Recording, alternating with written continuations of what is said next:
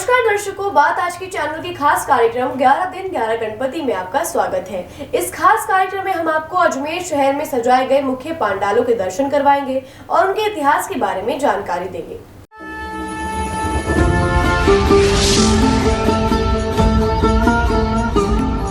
हमारे देश भारत की संस्कृति विशेषता हमारे देश को श्रेष्ठता प्रदान करती है और इस विशेषता के दर्शन हम यहाँ के तीज, त्योहार, उत्सव, परंपराओं में देखते आए हैं। इसी तरह की सांस्कृतिक और सामाजिक समरसता भारत में नव दुर्गा उत्सव के बाद अगर किसी सांस्कृतिक पर्व में नजर आती है तो वे है 10 दिवसीय गणेश उत्सव। इस उत्सव ने संपूर्ण भारत देश को एकता के मोती में गूंथ दिया है। ये उत्सव किसी विशेष जाति वर्ग का नहीं होकर राष्ट्रीय उत्सव नजर आता है। गणपति उत्सव ने देश की राष्ट्रीय चेतना जगाने और सामाजिक समरसता स्थापित करने में महत्वपूर्ण भूमिका निभाई है।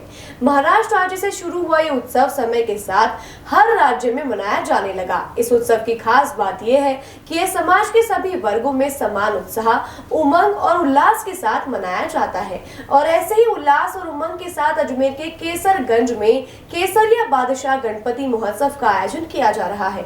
38वां केसरिया बादशाह गणपति महोत्सव का आयोजन हिंद सेवा दल और लक्ष्य मानवता सेवा संस्थान द्वारा गत 37 वर्षों से नियमित रूप से केसरगंज अजमेर में किया जा रहा है। हिंद सेवा दल के अध्यक्ष राजेश कुमार महावर ने बताया कि हिंद सेवा दल की स्थापना आज से 25 वर्ष पूर्व 23 जनवरी को की गई थी और तब से उसी बैनर तले केसरिया बादशाह गणपति की स्थापना की जाती है, जबकि उससे पहले बिना किसी बैनर की स्थापना की जाती थी। राजेश महावर ने बताया कि उनका उद्देश्य समाज को एकत्रित करना है। उनका मानना है कि 10 छतरी के नीचे अलग अलग आने से अच्छा है सब एक ही छतरी के नीचे आए। जब समाज के प्रति जागरूक होंगे तो राष्ट्र के प्रति अपने आप जागरूक होंगे और इसी भावना के साथ उन्होंने आज से 38 वर्ष पूर्व 10 दिवसीय गणपति की स्थापना की, जो आज तक अनवरत जारी है।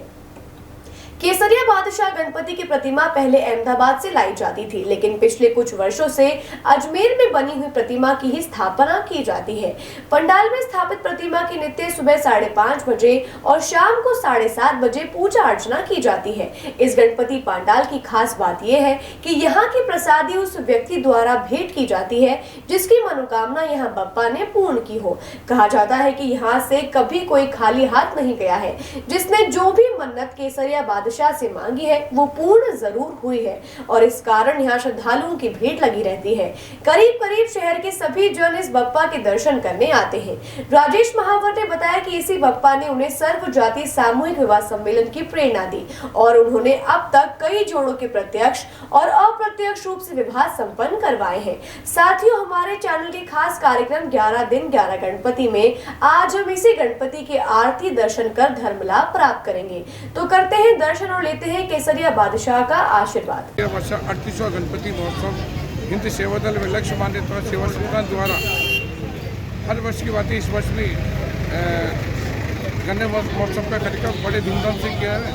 आज इसी संकल्प में आरती का कार्यक्रम आयोजित किया। हिंद सेवा दल पिछले 38 सालों से केसरिया बादशाह गणपति महोत्सव का कार्यक्रम आयोजित करते आ रहे हैं और ये 38वां गणपति महोत्सव है और यही उद्देश्य है कि समाज में इस कार्यक्रमों के माध्यम से लोगों में जागरूकता है समाज के प्रति, देश के प्रति। हर साल की बात थी, इस साल भी वो केसर गोल चक्कर पे हमारा केसरिया बादशाह ये 38वां साल है हमारा। 38 साल हम रखते आ रहे हैं और बड़ी धूमधाम से इसको किया जाता है और 10 दिन हमारा इधर भंडारा होता है और सब जो सेवादारी हैं वो सेवा अपनी देते हैं।